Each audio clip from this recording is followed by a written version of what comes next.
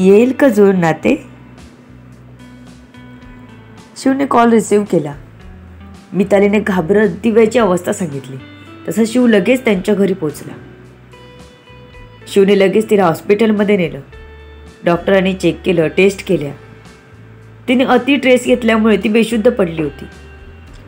शारीरिक स्थितीपेक्षा तिची मानसिक स्थिती डळमळली होती. धक्का बसला होता. कोणत्या माणसासोबत आपण आयुष्याची 2 वर्ष काढली? जॉब जॉईन केल्यावर 3ऱ्या दिवशी नितीनने प्रपोज केला होता. नुकतीच कॉलेज संपवून जॉबला लागली होती. अल्लडच होती.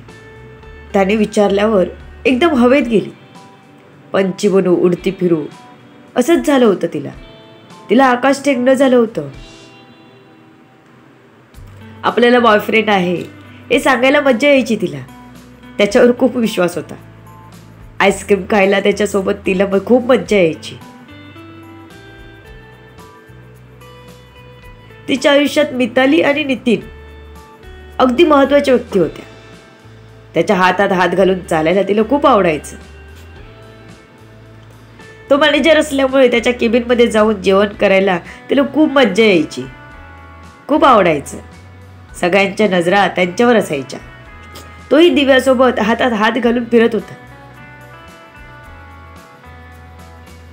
त्याने त्याच्या सुंदर चेहऱ्यामागचा राक्षस दाखवला नव्हता.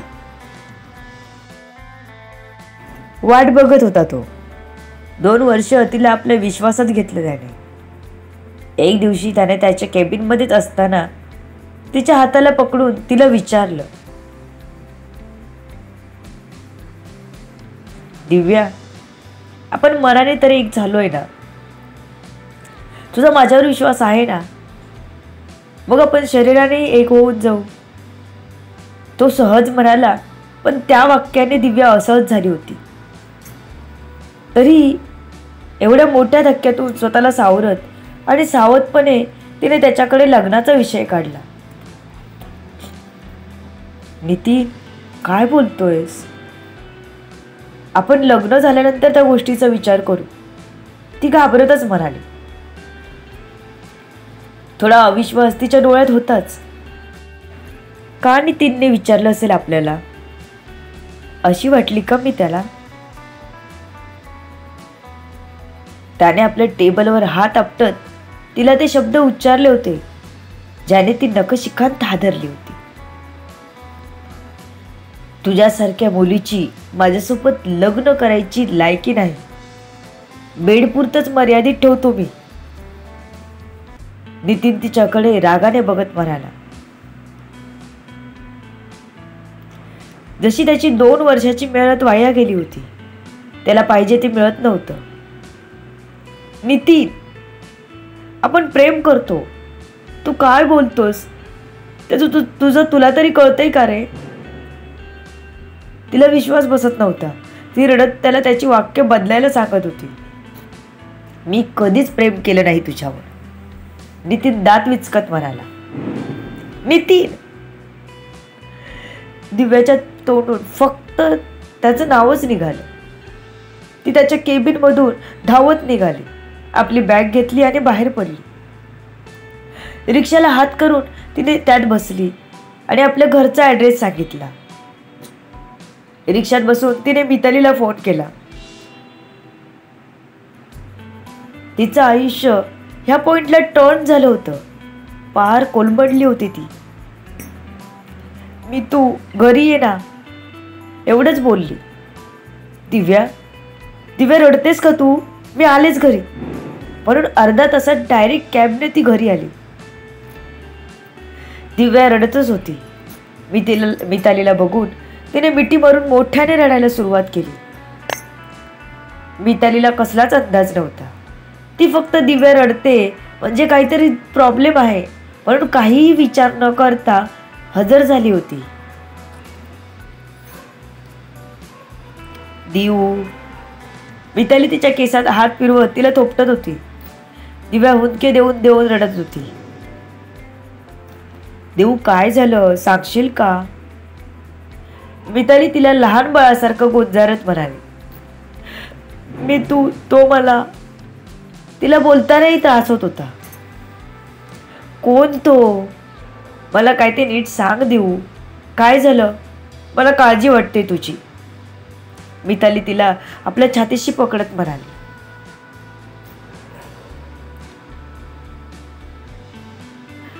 मला तो लायक नाही म्हणाला. दिव्या उंकावरत म्हणाली. कोण तो? त्याचं नाव तर सांग, मिताली म्हणाली. नितीन. त्याने मला दिव्याने तिला घडलेलं सगळं सांगितलं. मितालीची तर तळपायाची आग मस्तकात गेली होती. साला स्वतःला समजतो काय? टिंब समजतो काय? थांब, त्याला मी जाऊन विचारतेच. मितालीने त्याला चांगली शिवी घातली होती. ती उठलीच होती की दिव्याने तिला थांबवलं. जो माणूस माझ्याशी प्रेमाचं नाटक करू शकतो त्याच्याकडून तुला काय अपेक्षा आहे? त्याने माझ्याशी लग्न करायचं, संसार करायचा अशी अपेक्षा आहे का तुला? तो माझी लायकी करतो, घाणेरडे शब्दात एका मुलीला बोलतो, त्याच्याकडून काय अपेक्षा आहे तुला? तो तुलाही घाणेरडे बोलणार नाही कशावरून? तू काहीच बोलणार नाहीस. मीच ती कंपनी सोडणार आणि नितीनचं तोंडही बघणार नाही, दिव्या रडत म्हणाली. तिला कठोर निर्णय घेणं कठीण होतं, पण घ्यावा लागणार होता. दुःख होतं, पण ते मजबूर होणार नव्हती. तिला सावरायला हवं होतं. आयुष्यात असं अचानक काही होईल असं वाटलंच नव्हतं. ज्याच्यावर जीवापाड प्रेम केलं तो असा नालायक निघेल, राक्षस निघेल विचारही केला नव्हता. अगदी 1 तासापूर्वी तिचं आयुष्य खूप छान होतं, आनंदाने भरलेलं होतं आणि त्याच आयुष्याला दृष्ट लागली होती कोणाची तरी. माणूस जवळ असून सुद्धा ओळखलं नव्हतं, हातात हात घेताना कळलंच नव्हतं. आयुष्याची स्वप्न रंगवताना असाही एक पडाव येईल याचा विचारच केला नव्हता. तिच्या सुसाट पडणाऱ्या गाडीला अचानक ब्रेक लागला होता. तिने यू टर्न घेतला होता. नितीन बरोबर चाललेला प्रत्यक्ष तिने तिथेच सोडून पुढे चालायचं ठरवलं होतं. कोलमडली ती, पण थांबली नाही. तिने दुसऱ्या दिवशी रिझाईन लेटर दिलं. बॉसला पर्सनल कारण सांगून अर्जंट जॉब सोडून गावी जात आहे सांगितलं. नितीननेही ते रिझाईन लेटर पास करून घेतलं. त्या रात्री तिचे डोळे फक्त वाहत होते. मिताली तिला आपल्या जवळ घेऊन थोपटता स्वतःच झोपली होती. रात्री उठून दिव्याने आपला CV अपडेट केला. त्यानंतरचा प्रत्येक दिवस तिचा रडून गेला होता. मितालीने दुसऱ्या दिवशी सुट्टी टाकली. तिला जबरदस्ती बाहेर घेऊन गेली, पण रात्री पुन्हा तेच विचार सतावत होते. नितीनला मी तशी का वाटले? इतकं खालच्या लेवलला आपलं कॅरेक्टर आहे का? तिलाही हा विचारासरशी हुंदकाच आला आणि झोपलेली मिताली जागी झाली. देऊ, तर नालायक माणसासाठी तू तुझे अश्रू का वाया घालवतेस? त्याला देव नक्कीच शिक्षा देईल, मिताली तिला जवळ घेत म्हणाली. त्याचं कर्म त्याच्याकडे. देऊ, तू त्रास करून घेऊ नकोस. तो चुकीचा वागलाय, त्याला शिक्षा झाली पाहिजे. तू का रडतेस? मिताली तिला समजावत होती. मी खरं प्रेम केलं. मी तू किती खुश होती मी. पण दिव्याचा आवाज कापरा झाला. नितीनचा खरा चेहरा बघून घाबरली ती. राजहंसाचा वेश पांघरून गिधाड फिरत होतो तिच्यासोबत, ज्याला फक्त लचके तोडायची माहिती असतं. दुसऱ्या दिवशी मिताली कामाला जाणार होती. कामाला जायच्या आधी मितालीने जेवण बनवून ठेवलं. दिव्याला उठवून स्वतःसोबत नाश्ता करायला लावला. मिताली गेल्यानंतर दिव्याने झोपून दिलं. तिच्या मनात खूप विचार गर्दी करत होते. मितालीने दिव्याला व्हिडिओ कॉल करून शपथ घालून जेवायला सांगितलं, नाहीतर ती जेवली सुद्धा नसती. भरपूर रडून झाल्यावर दिव्याने तोंड धुतलं. जब वी मेट सारखं पर्स मधले असलेल्या त्याच्या फोटोला घेतलं आणि पायाने त्याच्या तोंडावर मारलं. तो फोटो फाडून चिंधड्या केल्या आणि माचीसने आग पेटवून त्याला जाळला. तेव्हा तिला खरंच हलकं वाटलं. आपली सगळी भडास काढल्यावर मन रितं झालं होतं. आता तिला रडावंसं वाटत नव्हतं. तिने ठरवलं, आपण पुढे जायचं. पुन्हा ह्या प्रेमाच्या भानगडीत पडायचं नाही. आयुष्य छान जगायचं, मागे वळून बघायचं नाही.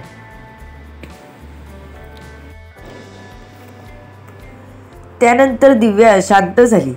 पहिल्यासारखी हसती खेळती राहिलीच नव्हती. आदित्यच्या कंपनीकडून तिला कामाची ऑफर आली. तिने लगेच स्वीकारली. हा नवीन जॉब करताना स्वतःभोवती काटेरी कुंपण घातलं होतं तिने. त्यानंतर ती मैत्री करायलाही घाबरू लागली. चुकून आपण माणसंच नाही ओळखली तर पुन्हा तिला कोसळायचं नव्हतं. आज अचानक त्या दुष्ट माणसाचं नाव ऐकून, त्याचं सावट आपल्या आयुष्यावर ऐकून तिला धक्काच बसला. म्हणजे सुखाने जगूही देत नाही तो. तिला तो धक्का सहनच झाला नव्हता. मानसिक धक्का होता तो. डॉक्टरांनी तिच्यावर उपचार सुरू केले. ती आता शरीराने ठीक होती, पण मनाने खचली होती. तिला कोणाशीच बोलू वाटत नव्हतं. जगात एवढे वाईट लोक आहेत. बाजूला झाली होती ती त्याच्यापासून. त्याचं तोंडही बघायची इच्छा नव्हती त्याची.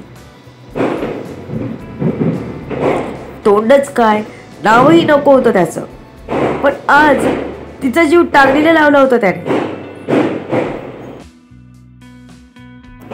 तिचं डोकं बंद पापण्या जागच होतं. डोक्यात विचार फिरत होते. डोळे उघडून पुन्हा त्या वाईट जगात जाऊच वाटत नव्हतं. ती डोळे मिटवून शांत पडून होती. इतक्यात तिच्या हातावर गरम पाण्याचा थेंब पडल्याचे जाणवले. पाठोपाठ गरम स्पर्श. तिला माहित होतं कोण आहे तो, पण तिने हालचाल करायचीच टाळली. आता तो स्पर्श तिला कपाळावर जाणवला. तिथेही गरम पाणी पडल्याचं जाणवलं. I can't see like that my wild cat.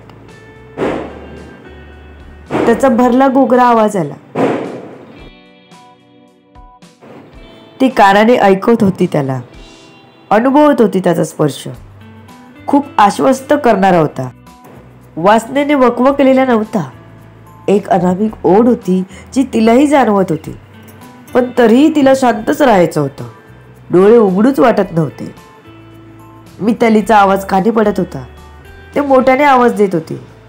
डॉक्टरांनी अधूनमधून दिव्याला सर्वांनी आवाज देत राहा सांगितलं होतं.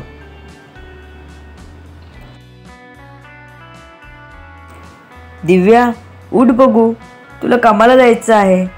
आदित्य सरांनी त्या नितीनला अटक करायला लावली बघ. त्याला चांगला मार दिला बघ. आता आदित्य सर तुझ्या वाट्याला कोणालाच येऊ देणार नाहीत. खूप प्रेम करतात तुझ्यावर. एकदा त्यांच्यासाठी तर डोळे उघड. तुझी मिताली मी, मला कशी तुझ्याशिवाय चैन पडेल? सांग, मी कशी जगू तुझ्याशिवाय? आज 4 दिवस झालेत. सगळे तुझ्या डोळे उघडण्याची वाट बघत आहेत. तू आम्हाला हवी आहेस.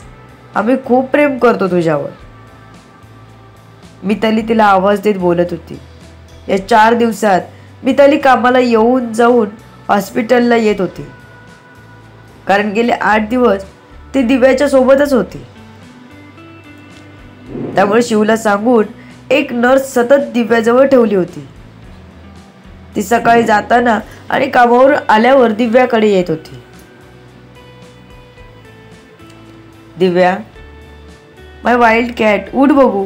हे बघ, मी तुझ्या हाताला किस करतोय. पाठोपाठ त्याचे ओठ टेकवले त्याने. तो तिला चेतावणी देत होता. कपाळावर ओठ टेकवले, तरीही तिने हालचाल नाहीच केली. To be continue. बघू पुढे काय होत आहे. नक्की काय प्रकार आहे हा दिव्याचा. सर्व ऐकायला येत असून डोळे का उघडत नाही. ऐका फक्त आरबी व्हायरल फीवरवर. जाणून घेण्यासाठी पुढील येणारे भाग वाचायला आणि ऐकायला विसरू नका. तुमच्या अमूल्य प्रतिसादाची आतुरतेने वाट बघते. लेखिका शब्दवेदी उर्फ संतोषी राणे पताडे. धन्यवाद. निरनिराळ्या कथा ऐकण्यासाठी या चॅनलला सबस्क्राईब करा.